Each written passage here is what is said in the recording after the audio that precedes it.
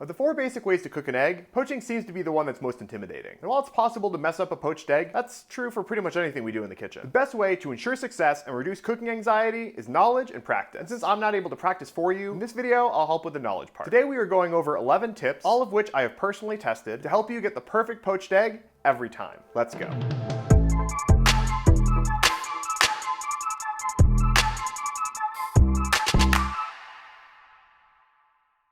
Let's start at the grocery store. And of course we want high quality eggs. But more than that, we want fresh eggs. The fresher, the better. When you look at a carton, find the 3-digit number closest to the expiration date. That's called the Julian date, and it indicates which day of the year the eggs were packed. So eggs packed on day number 210 were packed on July 29th. Basically, the higher the number is, the better, unless you're buying eggs right around the new year. The reason why fresher is better because of the thin white of the egg. Check this out. You can see the yolk, of course, and the white. But if you look closely at the white of the egg, you can see that there's a thicker part and a thinner part. The fresher the egg, the less thin white, which will mean less wispy whites on your poached egg. To help get rid of the thin white, we're on to tip number 2, using a mesh strainer.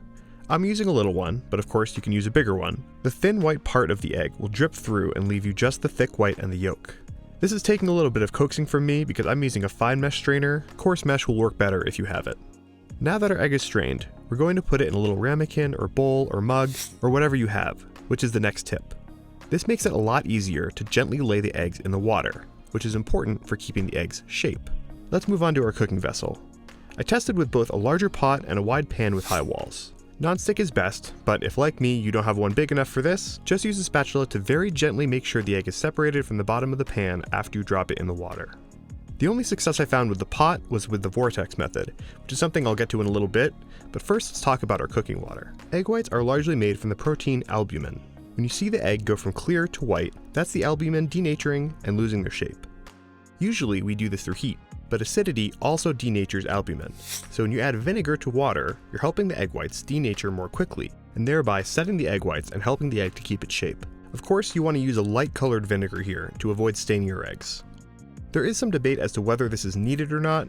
You can choose for yourself, but don't be worried about taste, because it has no effect on the final dish. Yes, it does firm up the egg, but it tastes like vinegar. So I would suggest don't bother. The other important factor for the water is temperature. What you're looking for is a gentle simmer, not a boil. Boiling water will break up your egg and will leave you with just a yolk floating in egg foam. For those of you with instant read thermometers, 190 degrees seems to be the consensus on the just right temperature of the water. The vortex method is a very popular trick to get the eggs to keep their shape when they enter the hot water. The main problem with this is you can only really do 1 egg at a time, maybe 2. It's also really not needed if you follow the other tips in this video, so I would just argue that you ditch it. Poaching is a very time-sensitive cooking method, so it's good to know which egg you put in the water first. Place the first one at the top and go in a clockwise motion so you remember the order in which you need to take them out. If you're going to eat these eggs right away, place them on a clean cloth or paper towel before plating so that you can drain any excess water. Unlike pasta water, egg water will not help your dish come together, it will do the opposite. Poached eggs are also very delicate, so remember that a textured paper towel or cloth will imprint onto the bottom of your egg. I'm not sure if you care about that, but knowing is half the battle.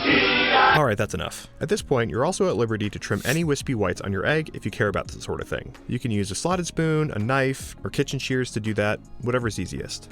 Now, one of my favorite things about poached eggs is that you can make them ahead and reheat them for a brunch party. All you need to do is place the eggs into a bowl of ice water once they're done cooking. To reheat, you can place them in lightly simmering water for about a minute or 2 until they're warmed through. These are best up to 8 hours after you initially cook them, but you can store them overnight for tomorrow's brunch if needed. And that's it, your 11 tips for making perfect poached eggs. Please like this video, subscribe to my channel, and I'll see you next time.